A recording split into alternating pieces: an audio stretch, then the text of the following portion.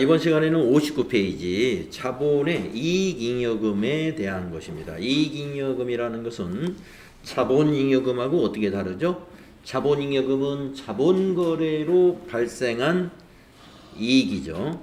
이익잉여금은 영업활동의 결과로 얻어진 이익입니다. 영업활동의 결과니까 손익계산서에서 당기순이익이 바로 미처분 이익잉여금으로 이렇게 넘어오지 않습니까? 전기말 손익계산서에서 미처분 이익잉여금으로 대체분계를 하게 되죠. 그게 이익잉여금에 들어오는 거예요. 그 이익잉여금을 가지고 계속 당기순이익은 전기말 미처분 이익잉여금에 더해지는 거죠.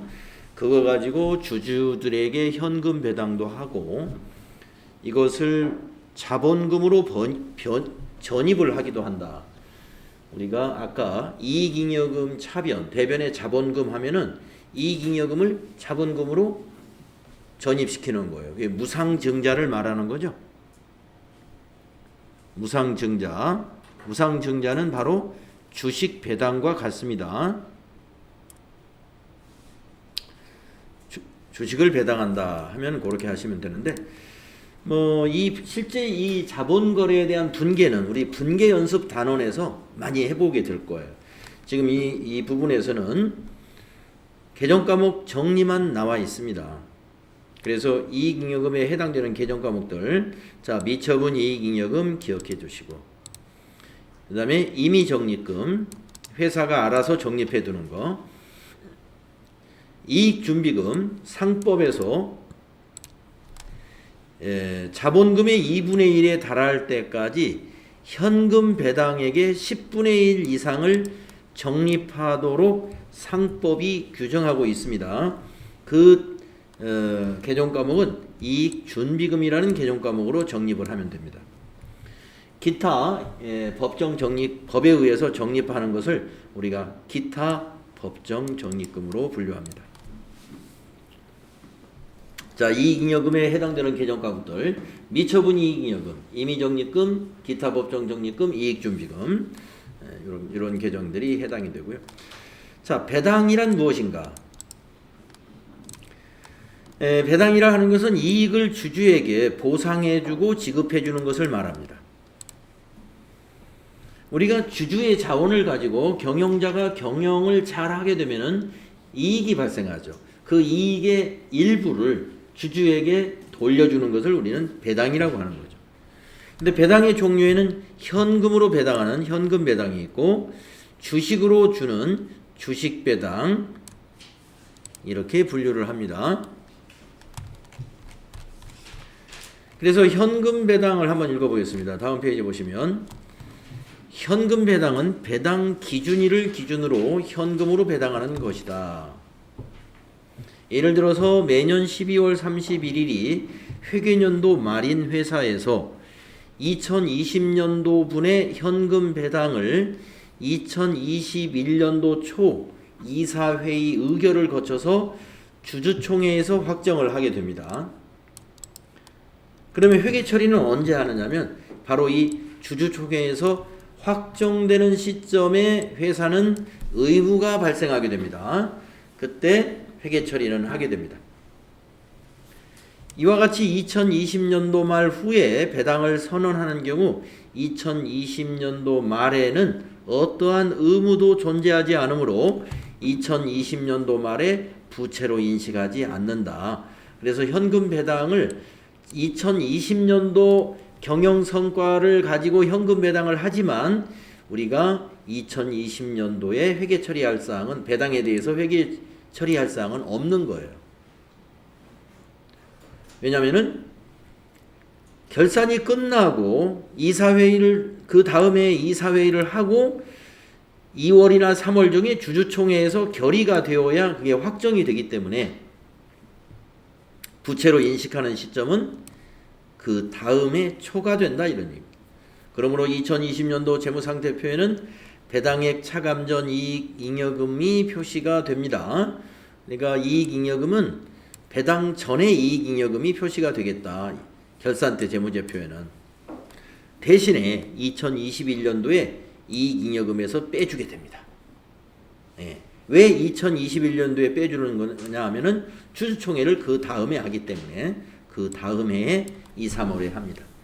한편 매년 말 배당하는 것 이외에 중간 배당이라고 해서 기중에 배당할 수도 있어요. 중간 배당. 그때 중간 배당을 결의한 날 회계 처리하시면 됩니다. 그래서 이 현금 배당 실제로 그 회계 처리하는 것은 역시 뒤에 분계 연습 단원에서 연습하기로 하겠습니다. 그 다음 주식 배당.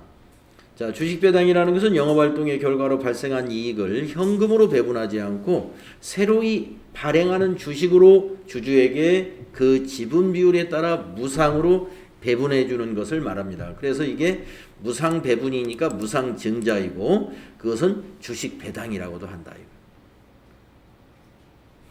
자, 이익이 없이 하는 배당은 곧 회사의 부실화를 초래하므로 상법은 이익 배당에 관하여 엄격한 규제를 하고 있어요. 주식 배당을 실시하는 기업 입장에서는 무상 증자와 다름이 없으므로 회사의 자본 구성 내용의 변동을 가져올 뿐 자본 자체의 변동은 없습니다. 이 말은 뭐냐면 자본 총액에는 변동이 없다. 그러면 자본 총액에는 변동이 없지만 주식 배당을 하면 어떻게 될까요? 차변의 이익잉여금이고 대변의 자본금이 되니까 이익잉여금은 감소하고 자본금은 증가하게 되는 것이죠. 자본은 차변에서 감소하고 대변에서 증가하는 것이기 때문에 같은 두 개가 다 자본이란 말이에요. 그래서 자본 전체에는 변화가 없어요. 주식 배당을 하더라도. 그러나 구성은 달라진다. 구성은 달라진다. 그거는 이익잉여금은 줄어들고 줄어든 것만큼 자본금으로 증가가 되는 것이죠.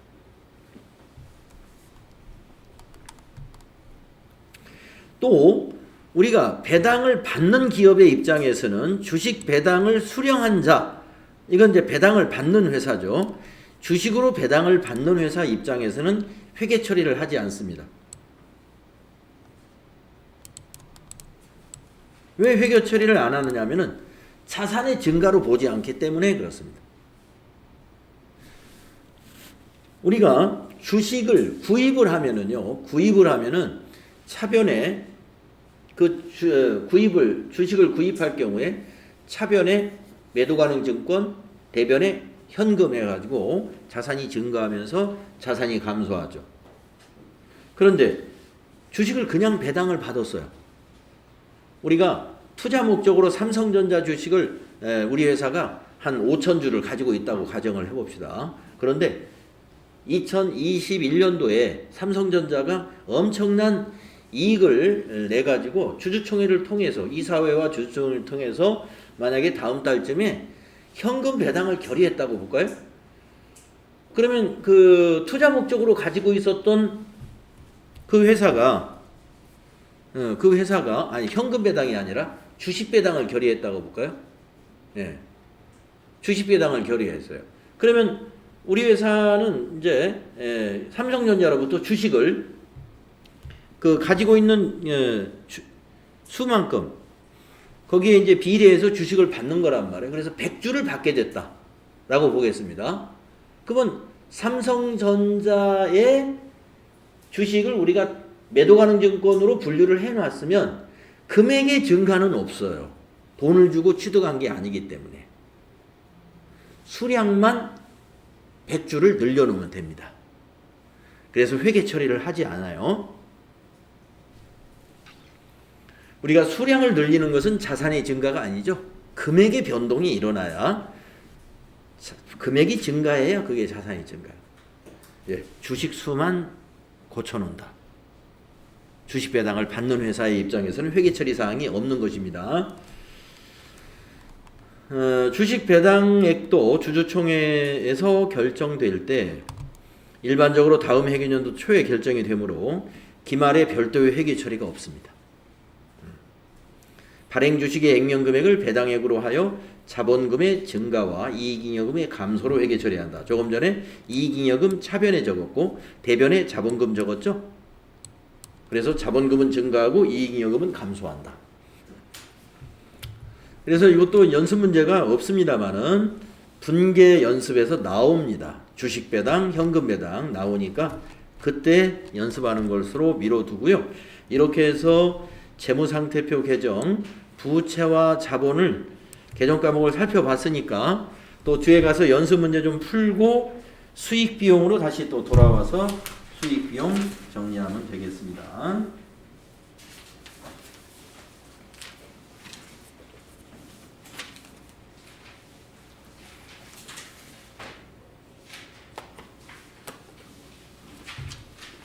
자, 209페이지가 되네요.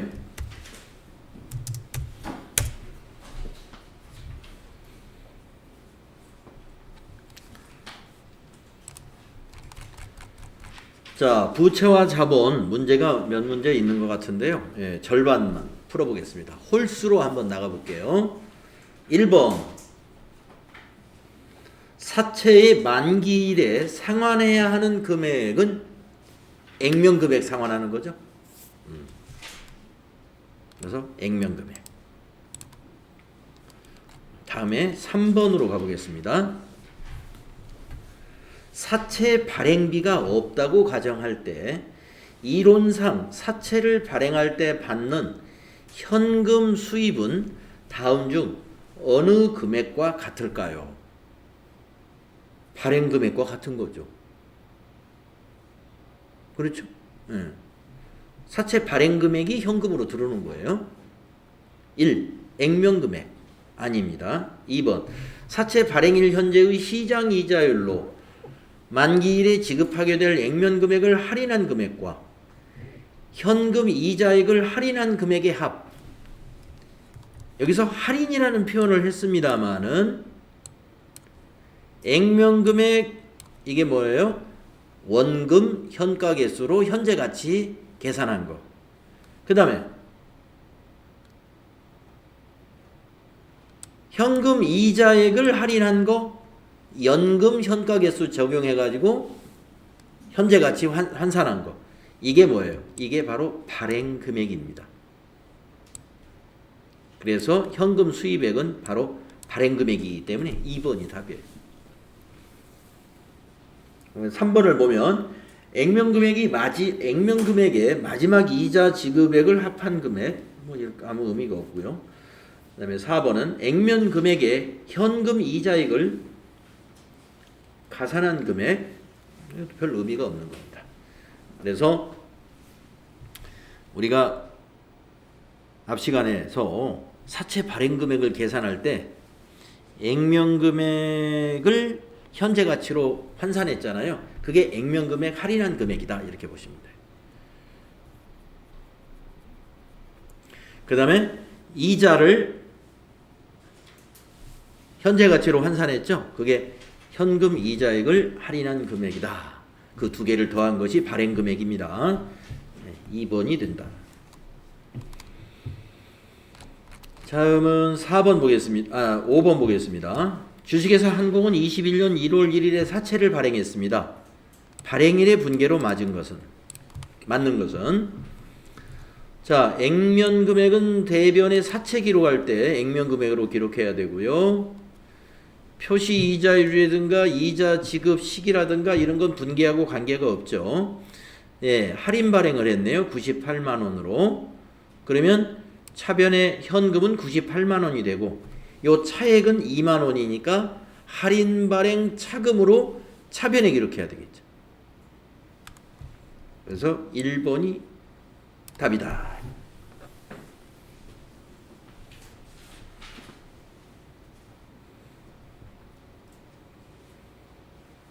1번이 답이죠.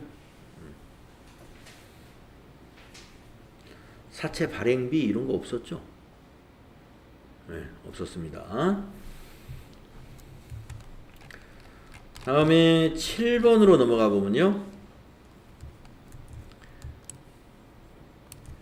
근로자 퇴직급여 보장법에 의한 퇴직연금에는 확정급여형과 확정기여형이 있다.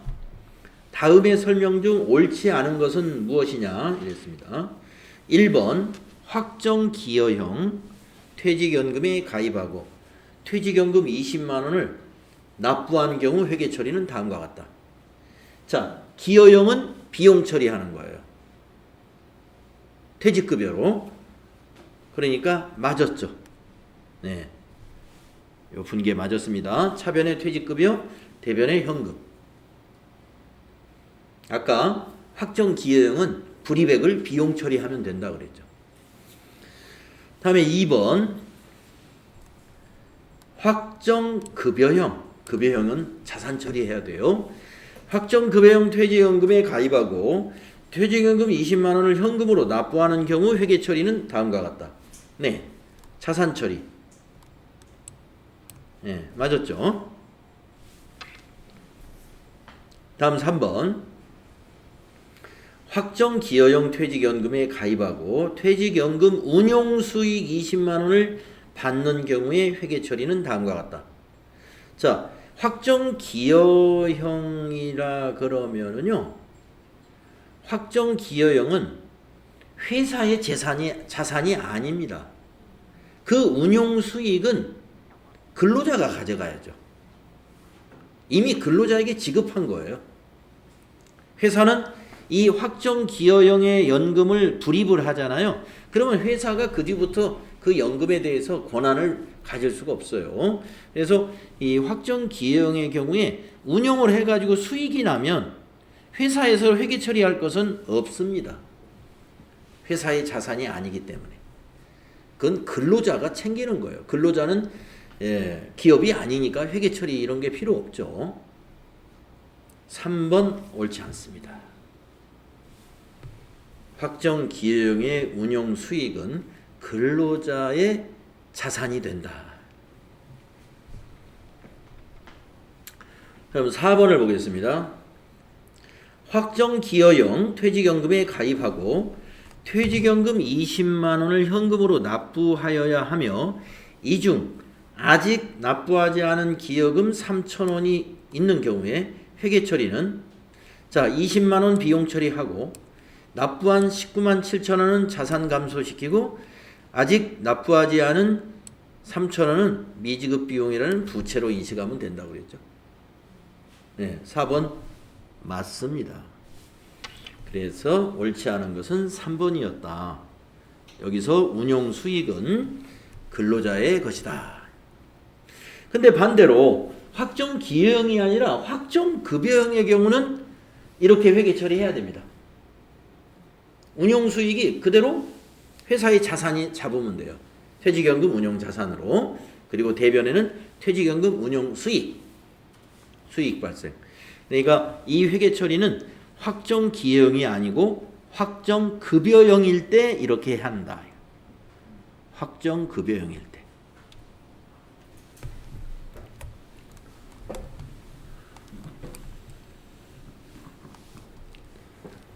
자, 그 다음에 9번으로 가보면요. 주주총회 결의에 의해서 당기분 배당액 700만원 중에 400만원을 주주에게 금전으로 배당하는 경우에 회사가 적립해야 될 이익준비금은 최소 얼마일까요? 자, 아까 우리가 이익준비금은 상법에서 강제로 적립해야 되는데 금전 배당의 10분의 1 이상, 그러니까 10%입니다. 최소 10%. 그러면 지금 금전 배당, 현금 배당을 말하는 거예요. 400만 원을 주주에게 금전으로 배당하기로 했잖아요. 여기에 10%입니다. 최소. 그러니까 40만 원이 답이 돼야 되겠죠. 이익준비금. 아까 정리한 거, 아까 그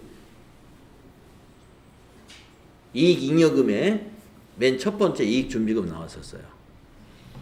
거기에 보시면 금전 배당의 10분의 1 이상씩 적립하도록 한다.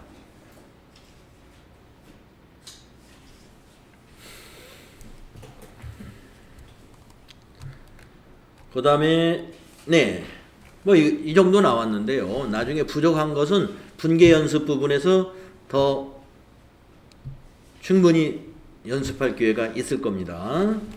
자, 그러면 또 이제 앞으로 돌아가서 수익과 비용으로 정리해 보도록 하겠습니다.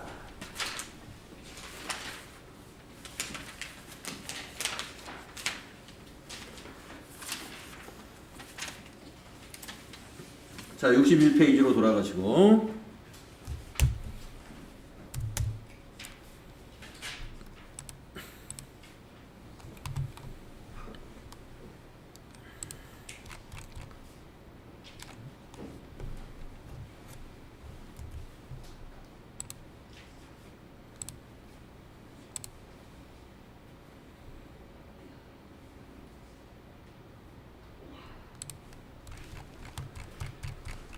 네, 자, 수익과 비용이다. 그러면은 우리 손익계산서 항목이죠. 네, 손익계산서 항목. 우리가 앞에서는 이제 재무상태표 항목을 쭉 정리해봤는데요. 자, 이번 시간에는 손익계산서 항목을 보겠습니다. 먼저 수익. 수익이란 무엇일까? 자, 쭉 한번 읽어보겠습니다. 수익은 기업의 경영활동에서 재화의 판매 또는 용역의 제공 과정으로 획득된 경제적 가치로서 자산의 증가나 부채의 감소에 따라 자본의 증가를 초래하는 경제적 효익의 총유입을 의미하는 것입니다. 그래서 우리가 수익이 발생했다 그러면은 그 결과로서 세 가지, 자, 자산이 증가하거나 부채가 감소하거나 그 부채나 자본의 감소, 자산의 증가나 부채 감소로 인해서 상대적으로 자본이 증가하게 돼 있어요. 그래서 수익이 발생하면 우리가 기말 자본이 증가한다. 알아두셔야 돼요. 예를 들어 재화 및 용역을 공급한 대가로서 현금이나 매출 채권이 증가하게 되는 것이다. 이런 얘기입니다. 수익은 경영활동의 결과로 발생하였거나 발생할 현금 유입액을 나타내며 경영활동의 종류와 당해 수익이 인식되는 방법에 따라 매출액, 영업수익이죠. 이자수익, 배당금 수익, 영업의 수익이죠. 임대수익 등으로 다양하게 구분될 수 있다. 손익계산서에 정부 유용성을 높이기 위해서 포괄 이익을 증가시키는 요소인 수익 중에서 차익을 분리하여 표시할 수도 있다. 여기에서 이 차익이라는 것은 기업 실체의 주요 경영활동을 제외한 부수적인 거래나 사건으로서 소유주의 투자가 아닌 거래나 사건의 결과로 반영하는 순자산의 증가로 정의가 된다. 이거 굉장히 어렵게 표현했는데 순자산이 뭐예요? 자본이죠. 자본. 자본의 증가로 본다. 이런 얘기입니다. 그러니까 우리가 기타 포괄 손익 누계액을 지금 이렇게 말한 거예요.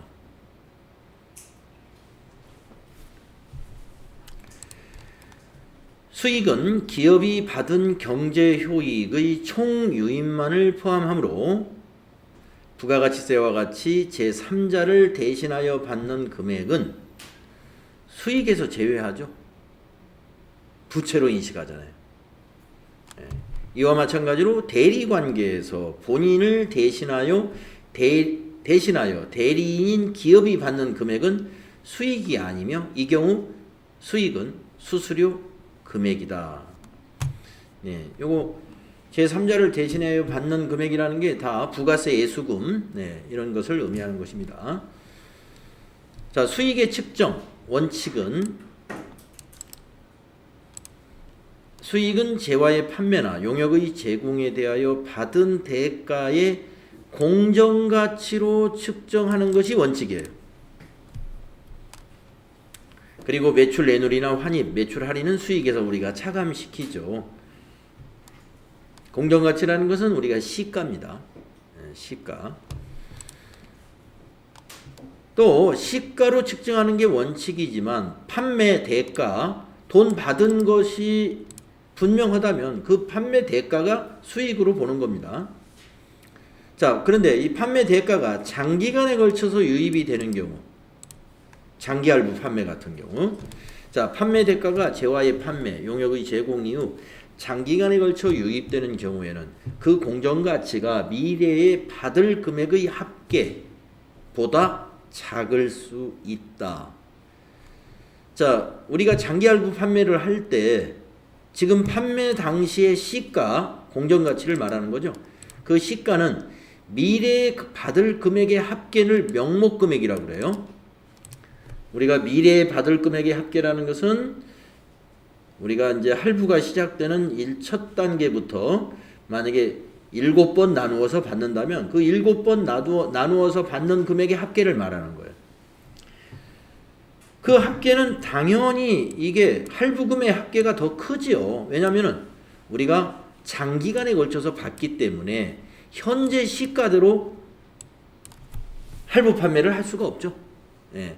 현재 시가가 100만 원짜리 무슨 전자제품이 있는데 2년간 할부로 팔 때 현재 시가 100만 원에 팔진 않잖아요. 2년으로 나눠 받아야 되니까 이자는 계산해서 더 받아야죠. 그래서 그게 공정가치와 명목금액의 차이가 발생하는 거죠. 그래서 이때 공정가치는 명목금액을 할인율로 할인하여 현재 가치로 측정을 한 것이고, 예, 그러니까 공정가치라는 것은 이 현재 공정가치의 그 증가된 부분은 그 이자에 해당된다 이런 얘기인데요. 한번 설명을 좀 마무리해 볼게요. 이때 공정가치는 명목금액을 할인율로 할인하여 현재 가치로 측정하며 공정가치와 명목금액의 차액은 현금 회수기간에 걸친 이자다 이거예요. 이자.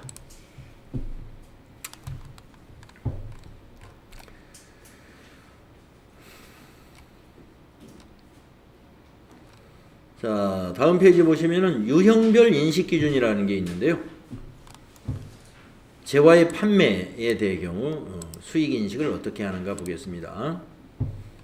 재화의 판매 시에 다음 조건이 충족될 때 수익으로 인식해야 된다. 그 조건이 뭐냐? 재화의 소유에 따른 유의적인 위험과 보상이 구매자에게 이전이 되었다. 또 판매자는 판매한 재화에 대하여 소유권이 있을 때 통상적으로 행사하는 정도의 관리나 효과적인 통제를 할 수 없게 되었다. 수익금액을 신뢰성 있게 측정할 수 있어야 되고 경제적 효익의 유입 가능성이 매우 높아야 되고 거래와 관련하여 발생했거나 발생한 원가를 측정할 수 있어야 됩니다. 그래서 이러한 것이 충족됐을 때 우리가 매출액으로 인식한다 이 말이에요. 재화 판매 시 제품 매출, 상품 매출을 인식하려면 이런 조건이 충족될 때 인식할 수 있다. 그 얘기입니다. 재화는 그렇고 용역의 경우는 어떻게 되느냐? 용역의 제공으로 인한 수익은 용역 제공 거래의 성과를 신뢰성 있게 추정할 수 있을 때 진행 기준에 따라 인식을 합니다. 다음 조건이 모두 충족되는 경우에는 용역 제공 거래의 성과를 신뢰성 있게 추정할 수 있다고 본다. 여러분 용역에 제공하면은요 건설업을 딱 떠올리면 이해가 쉽습니다. 건설업만 용역은 아니지만 우리 교재에서 용역에 제공하면 대표적으로 건설업 이렇게 한번 생각을 해보시고 건설업에 매칭해가지고 이해를 해보면 돼요. 자, 1번 거래 전체의 수익 금액을 신뢰성 있게 측정할 수 있어야 한다. 경제적 효익의 유입 가능성이 매우 높아야 된다. 진행률을 신뢰성 있게 측정할 수 있어야 한다. 이미 발생한 원가 및 거래의 완료를 위하여 투입해야 할 원가를 측정할 수 있어야 된다. 뭐 어떤 의미인지 아시겠죠? 예, 건설업이라고 생각하면 뭘 말하는지 아실 수 있을 겁니다. 용역 제공 거래의 진행률은 1 또는 3을 이용해서 계산한다. 예. 우리가 이제 진행률에 따라서 수익을 인식하려고 한다면, 예, 1 또는 3의 방식으로 계산을 진행률을 계산해라 하는 얘기입니다. 1은 뭐냐? 작업량 가지고 총 예상 작업량 대비 실제 작업량을 가지고 그 비율을 계산하면 그게 진행률이다 이거예요. 그 다음에 2번은 총 예산 용역량 대비 현재까지 제공한 누적 용역량, 뭐 1, 2번은 거의 같은 말입니다. 3번 총 추정 원가 대비 현재까지 발생한 누적 원가의 비율. 그러니까 총 그 작업에 만약에 그 건설업이라고 한다면 그 건설업의 견적 금액이 이제 총 추정 원가죠. 그 중에서 현재까지 투입된 비용, 이게 누적 원가입니다. 현재까지 발생한 누적 원가.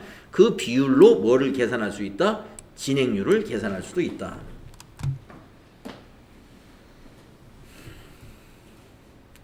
현재까지 발생한 누적 원가는 현재까지 수행한 용역에 대한 원가만을 포함하며 총 추정 원가는 현재까지 누적 원가와 향후 수행해야 할 용역의 원가를 합계한 금액이다. 그러니까 그 합계한 금액이 그 공사를 수주받을 때 견적한 금액이 되겠죠. 그러나 고객으로부터 받은 중도금이나 선수금에 기초하여 계산한 진행률은 작업 진행 정도를 반영하지 않을 수 있으므로 적절한 진행률로 보지 않는다.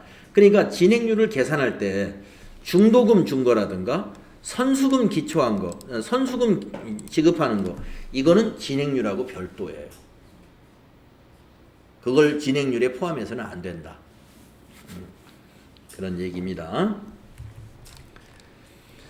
자, 이제는 이제 영업의 수익에 관한 거 몇 가지 나왔는데요. 이자 수익, 영업의 수익이죠. 로열티 수익, 우리가 이제 로열티, 수수료 수익 같은 것입니다. 로열티가. 또 배당금 수익, 네, 아까 뭐 보유 중인 주식에 현금 배당을 받은 거, 이게 배당금 수익이에요. 배당금 수익은 회계 처리해야 됩니다. 현금 배당을 받은 거니까. 주식 배당을 받은 것은 회계 처리할 필요가 없다고 그랬죠. 배당금 수익은 현금 배당을 말하는 거예요. 자, 자산을 타인에게 사용함으로써 발생하는 이자, 이게 이자 수익이죠. 또 배당금은 이제 주식을 보유하고 있을 때 받는 거, 배당금. 로열티는 수수료 수익이죠. 이러한 수익은 일단 다음 기본 조건을 모두 충족해야 된다. 자, 어떤 조건을 충족해야 영업의 수익으로 볼 수 있느냐? 수익 금액을 신뢰성 있게 측정해야 할 수 있어야 되고요. 경제적 효익의 유입 가능성이 매우 높아야 되고, 상기의 기본 조건을 충족한 이자 수익이나 배당금 수익이나 로열티 수익은 다음의 기준에 따라 인식해야 된다. 자, 이자 수익은 원칙적으로 유효 이자율을 적용하여 발생 기준에 따라 인식해야 되고요. 배당금 수익은 배당금을 받을 권리와 금액이 확정되는 시점에 인식해야 돼요. 그러면 자, 배당금 수익을 인식하는 시점은 우리 회사가 보유하고 있는 그 주식의 법인이 주주총회에서 결의한 날, 그때 우리는 수익으로 인식하면 돼요. 아시겠죠? 현금으로 현재 받지 않았다 하더라도 받을 권리가 이미 발생했기 때문에 주주총회에서 의결한 날 배당금 수익을 인식하면 됩니다. 그러면 이걸 어떻게 하느냐? 자, 삼성전자에서 현금 배당을 결의했는데 우리가 계산해 보니까 5천만 원의 현금 배당이 확정이 된 것 같아요. 계산해 보니까. 그러면 차변에 미수 수익 5천만 원 자산 잡아요. 대변에 배당금 수익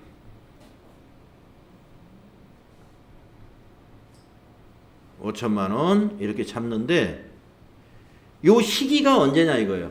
이 시기는 만약에 삼성전자 주주총회를 2월 28일 날 했다. 그러면 2월 28일 날 확정되는 시점에 인식한다 이거.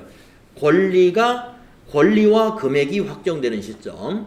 그러니까 권리와 금액이 받을 권리와 금액은 주주총회에서 결의가 되었다. 그러면 받을 권리와 금액이 확정이 됩니다.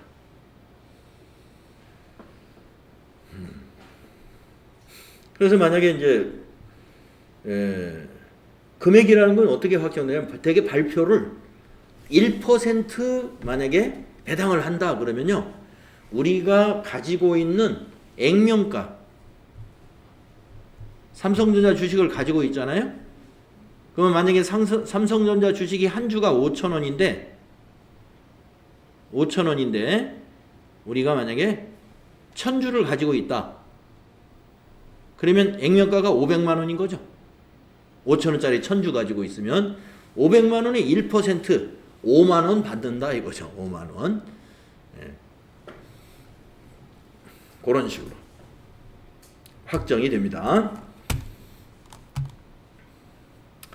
3번 로열티 수익은 관련된 계약의 경제적 실질을 반영하여 발생 기준에 따라 인식한다.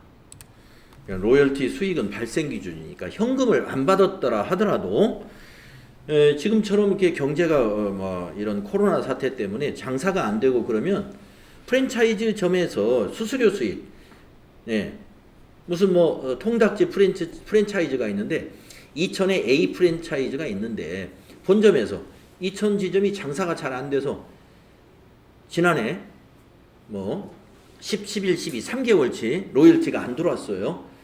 그렇다고 해서 수익으로 안 잡으면 안 되죠. 수익으로 잡아야 돼요.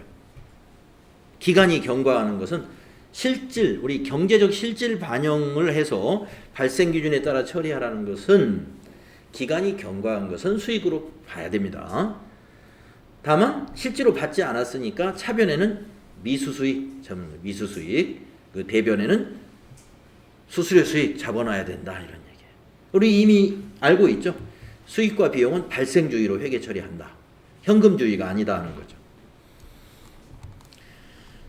그리고 만약에 업종이 제조업이라고 한다면 우리가 지금 여기 예를 들은 이자 수익이라든가 배당금 수익이라든가 로열티 수익은 모두 영업 외 수익으로 우리가 분류하고 있죠. 다음은 이제 비용 쪽을 한번 보겠습니다. 자, 비용이라는 건 무엇인가요? 비용은 기업의 경영활동에서 수익을 얻기 위해서 소비하는 재화나 용역으로서 자산이 감소하고 부채가 증가하게 되고 결과적으로 자본의 감소를 초래하는 경제적 효익의 사용이고 유출을 의미합니다. 그러니까 비용이 발생했다 하는 것은 자산이 감소하거나 부채가 증가하게 돼 있어요. 그래서 결과적으로 자본이 감소하게 됩니다. 비용의 인식은 경제적 효익이 사용 또는 유출됨으로써 자산이 감소하거나 부채가 증가하고 그 금액을 신뢰성 있게 측정할 수 있을 때 인식한다. 보다 구체적인 비용 인식 기준은 다음과 같다. 자, 1번 볼까요? 수익과 직접 관련하여 발생한 비용은 동일한 거래나 사건에서 발생한 수익을 인식할 때 대응해라. 그래서 우리가 매출 원가는 매출액에 대응되는 비용이지 않습니까? 그래서 우리가 결산 때 매출액에 대응되는 매출 원가를 인식을 시킵니다. 그리고 또 수익과 비용의 대응의 원칙 중에 대손상각비 같은 것을 또 생각하시면 돼요. 대손상각비라는 비용은 예측을 해가지고 비용 처리했단 말이에요. 근데 왜 무리하게 현재 발생한 비용도 아닌 것을 예측해서 결산 때 그런 무리한 비용 처리를 하겠느냐? 바로 수익과 관련하여 발생한 비용, 이것은 동기간 내에 처리하는 게 바람직한 수익비용 대응의 원칙과 관련이 있는 거예요. 다음에 2번 수익과 직접 대응할 수 없는 비용들. 이런 비용은 재화 및 용역의 사용으로 현금이 지출되거나 부채가 발생하는 회계 기간에 인식 처리하면 돼요. 보통 광고 선전비라든가 이런 판매 관리비의 상당한 부분들은 어떤 특정한 수익과 이렇게 직접 대응시킬 수가 없어요. 네, 그래서 우리가 발생 기준에 따라서 비용 처리를 하고 있습니다. 기간 비용으로 처리하고 있다 이거죠. 3번 자산으로부터 효익이 여러 회기간에 걸쳐 기대되는 경우 이와 관련하여 발생한 특정 성격의 비용을 체계적이고 합리적인 배분 절차에 따라 각 회기간에 배분하는 과정을 거쳐 인식한다. 이것은 이제 유형자산의 감가상각비라든가 무형자산 상각비가 여기에 해당이 됩니다. 다 알고 있는 내용이고요. 다음 페이지 수익과 비용의 구분. 기업의 주요 영업활동인 매출활동과 관련된 수익을 우리는 영업수익이라고 하고 그걸 매출액이라고 한단 말이에요. 그리고 그 외의 수익은 우리가 조금 전에 이자 수익, 로열티 수익 또는 배당금 수익 했듯이 그건 영업 외 수익으로 구분하고 있죠. 또 영업수익인 매출액에 대응하는 비용을 우리가 매출원가라는 비용으로 하고 있고요.